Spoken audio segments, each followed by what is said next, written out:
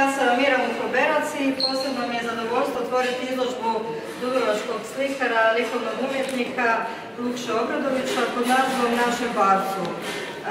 Znači, stali smo namjerno ispred ove slike instalacije, poluinstalacije, zapravo fokusira i zanimanje obitelji Lukše Obradovića, brodarstvo, staklarstvo, pile, Karmen, Svetog Ivana, indijanca koji vidimo svi kad idemo s brodom s Lokruma, Svetoga Vlaha, našega Parca, more, nemirno nebo kao što je danas, tako da sam se ja zapravo prvi put autorski osmislila izložbu Lukše Obradovića kad sam bila ravnateljica kazališta Marina Držića, onda sam otvorila scenu Noćnik u foajeu toga kazališta i kao jednog od umjetnika izabrala sam nakon Josipa Škerlja i raznih drugih umjetnika i Lukšu Obradovića pod nazivom Od samoga života satkani su snovi.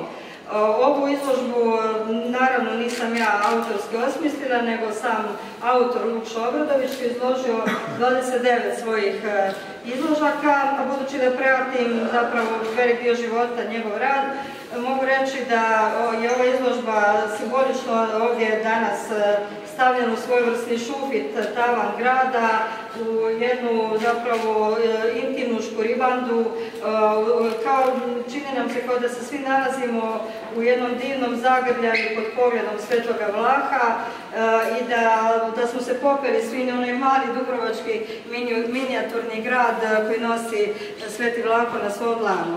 Znači, kao što vidite, ove izložci Lukše Obradovića zapravo su napravljeni u raznim tehnikama i raznim stilovima.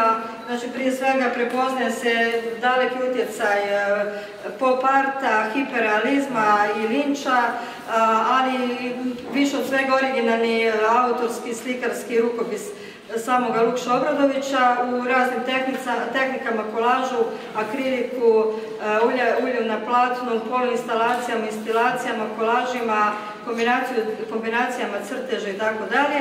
Na svakoj od ovih slika vidite da izvire sukob, odnosno sraz, spoj velike intimnosti i naše svakodnevnice i alternativna umjetnost i nekakva poruka gradu da postoje ljudi koji vole Dubrovnik i koji stalno strastveno rade i govore o našem gradu mimo svih političkih akcija, mimo svih vlasti, da postoje ljudi koji stalno i strastveno u ovom slučaju slikaju, crtaju, oslikavaju naš grad.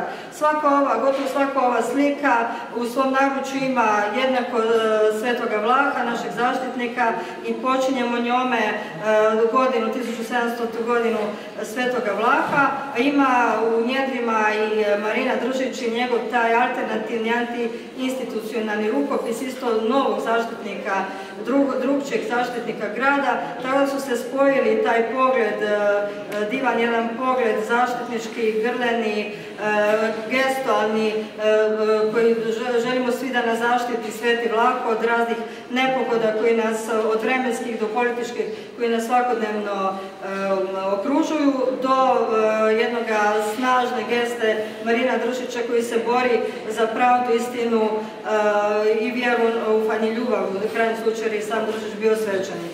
Znači, u jednom prostoru između šetnice grada, između Straduna, između Peskarije, Lokruma, mora i neba, očituje se taj senzibilitet Lukše Obradovića da prepozna prave boje, to je žuta boja sunca, plava boja neba, i da se onda uvijek u svakoj slici nalazi ta siva boja duše, duševnosti, i da je svaka slika ima i pogled Lukše Obradovića i pogled iz alternativnog kuta, iz jednog kantuna barkariola, staklara, alternativnog umjetnika, antiinstitucionalnog umjetnika, tako da je ovo zapravo izložba, cijela izložba je jedna ogromna instalacija, makroinstalacija, happening performance i mjesto okupljanja ljubavi pravih zaljubljenika u Dubrovnik, a ne deklarativnih i samo onih zaljubljenika na papiru.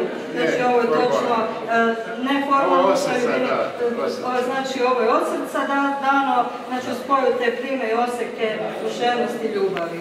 Pa onda prije nego otvorimo formalnu izložbu, da je riječ samo umjetniku Lukšu Obradoviću. Evo, ja bih samo rekao, napravio sam i katalog, plakate i tako, za ovaj događaj, znači ja objavljujem i fotografiju i ne znam, evo sad u zadnje vrijeme imamo 7 što idemo naprijed, sad to tehnika nije bitno, uglavnom za ovu izložbu da spremamo nepunih mjesec dana. Ima nekoliko udarnih slika koje sam nešao ka realizma, izbacio sam realizam, ali nisam ga to u potpunosti, što je ono objektivno što ja mislim da ne trebalo biti. Jer hiperrealizam nije ono hiperrealizam ako je... Ja sam dao neki svoj realizam, iz duše, iz srca, jer sam radio recimo prema ovoj slici, obiteljskoj slici moga nona Upilama, koja Sveti Vlaho Biskovi mučenik.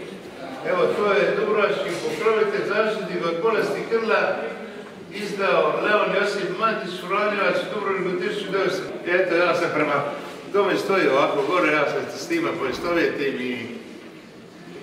Eto. Bravo! Izložba otvorena do 22. i naravno prodana izložba. Hvala svima. Hvala. Živio Sveti Vlaho! Živio Sveti Vlaho.